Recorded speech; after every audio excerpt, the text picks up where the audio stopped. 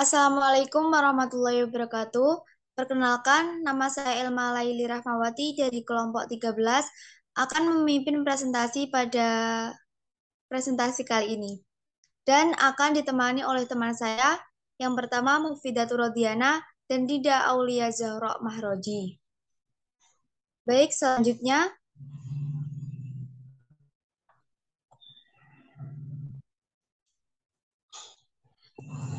kita akan menjelaskan tentang ilmu jar wa ta'dil yang akan membahas tentang yang pertama pengertian dan sejarah ilmu jar wa ta'dil, dua, manfaat dan contoh aplikasi jar wa ta'dil, yang ketiga metode pentarjihan dan pentakdilan, yang keempat tingkatan-tingkatan jar wa ta'dil, yang kelima syarat-syarat bagi kritikus hadis, dan keenam tokoh-tokoh kritikus hadis. Selanjutnya pengertian jar wa ta'dil. Apa itu jar wa ta'dil? Menurut bahasa, kata jar berasal dari bahasa Arab jarhon yang terdiri dari huruf jim, ro, dan ha, yang ketika huruf jim dibaca fathah dapat berarti memberi luka atau melukai bagian tubuh dengan pedang.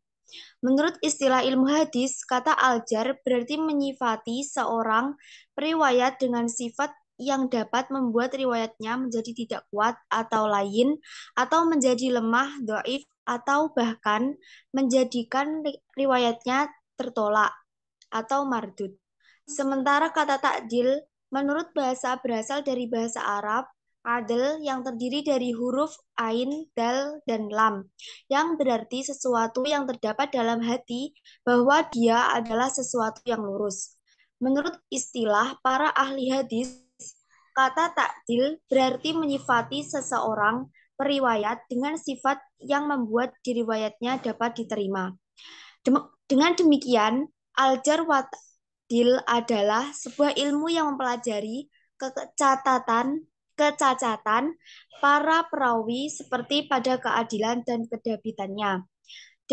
Definisi ulama bahwa al-jar dan at-ta'dil yaitu ilmu yang membahas tentang para perawi hadis dari segi yang dapat menunjukkan keadaan mereka, baik yang dapat mencacatkan atau membersihkan mereka dengan ungkapan atau lafaz tertentu. Sejarahnya, menurut Ibnu Adi 365 Hijriah, Muqaddimah Kitab Al-Kamil, pertama, zaman sahabat, sedikit yang dicela. Abad kedua, banyak ditemukan perawi yang lemah. Akhir masa tabi'in, kurang lebih 150 Hijriah, ahli mulai membahas keadaan perawi. Ahli menyusun kitab Jar wa Ta'dil, dan perkembangannya tiap-tiap masa ada ulama yang menentukan kualitas periwayatan hadis. Masa Ibnu Hajar al-Asqalani 852 Imam hadis. Manfaat dan contoh aplikasi Jar wa Ta'dil. Manfaatnya yakni digunakan untuk menentukan kualitas perawi yang memengaruhi nilai hadis sehingga dapat menetapkan apakah periwayatan seorang rawi bisa diterima atau harus ditolak sama sekali. Dan penggunaannya, contohnya, jar, perkataan Ibnu Hajar dalam Takribu Tahdzib tentang Zaid ibnu Habab atau rawi ini dipakai Imam Muslim. Ibnu Hajar mengatakan dia adalah orang yang jujur, namun riwayat-riwayatnya adalah keliru jika dia dapatkan dari gurunya yang bernama Sufyan Ats-Tsuri. Namun dia tidak dhaif untuk guru yang lain. Manfaat dan contoh aplikasi jar wa ta'dil. Contoh takdil Imam Syafi'i terhadap Syu'bah bin Al-Hajjaj seandainya hadis Nabi. Nah, baik, untuk materi yang ketiga akan dilanjutkan oleh teman saya. Dinda, silahkan. Baik, akan saya lanjutkan. Yang ketiga, metode jar wa ta'dil. Metode jar wa ta'dil ada dua, yaitu melalui kepopuleran atau berita dari para ahli ilmu mengenai keadilan keaibannya. Yang kedua, melalui pentakdilan dan pentarjihan seorang ahli yang adil, tarziyah. Selanjutnya, tingkatan-tingkatan jar wa ta'dil. Tingkatan takdil, tingkatan pertama, yakni para sahabat, sebab semua sahabat adalah adil. Tingkatan kedua, tingkatan orang-orang yang direkomendasikan para ulama dengan menggunakan ungkapan-ungkapan yang hiperbolis. Tingkatan ketiga, tingkatan orang-orang yang dipuji para ulama dengan ungkapan ganda yang berbeda. Misal, sihoh sabat, sihoh lagi kuat. Tingkatan keempat, tingkatan orang-orang yang dipuji para ulama dengan memakai satu ungkapan yang menunjukkan bahwa orang yang bersangkutan adalah sikoh, misal adil, dabit, hawi, dan lain-lain.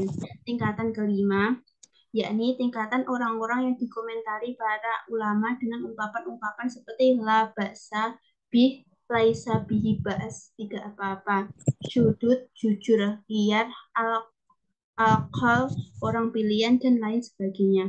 Tingkatan keempat, yakni tingkatan orang-orang yang dikomentari para ulama dengan ungkapan-ungkapan yang lebih dekat kepada celaah. Misalnya, laisa bibait anal sawab, ia tidak jauh dari kebenaran. Selanjutnya, tingkatan jar.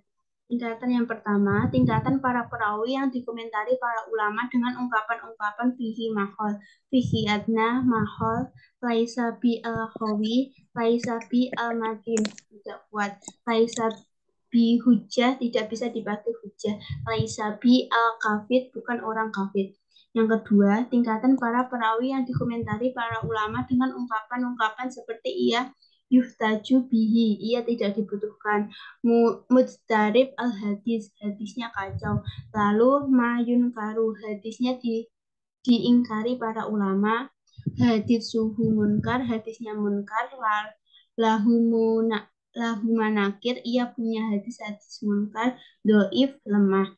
Yang ketiga, para perawi yang dikomentari para ulama dengan ungkapan-ungkapan seperti fulan rudda hadisuhu, ia ditolak hadisnya, daif jidan, sangat lemah, ia yuktab hadisusu, hadisnya tidak boleh ditulis, matuh al hadis, hadis yang diriwayatkan harus dibuang, layastasidu bi hadisihi, hadisnya tidak boleh dipakai sebagai penguat, dan lain-lain.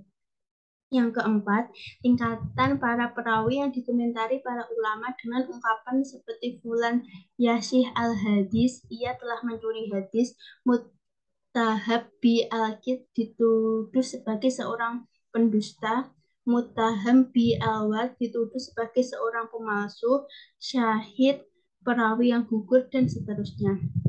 Kelima, tingkatan yang lebih buruk dari tingkatan di atasnya, yakni para perawi yang dikomentari para ulama dengan ungkapan seperti dajjal, si dajjal, kadzab, tukang dusta, wadah, tukang pemalsu hadis.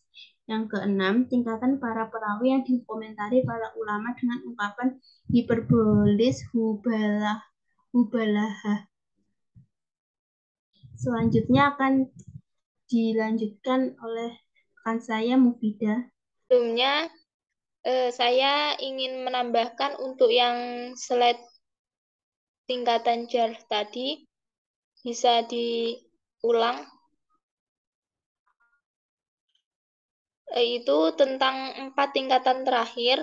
Al-Syaukani berkata, tidak layak bagi seseorang untuk menggunakan salah satu hadis mereka, baik untuk berhujah, syahid, atau sebagai penguat, maupun iktibar, sebagai pertimbangan.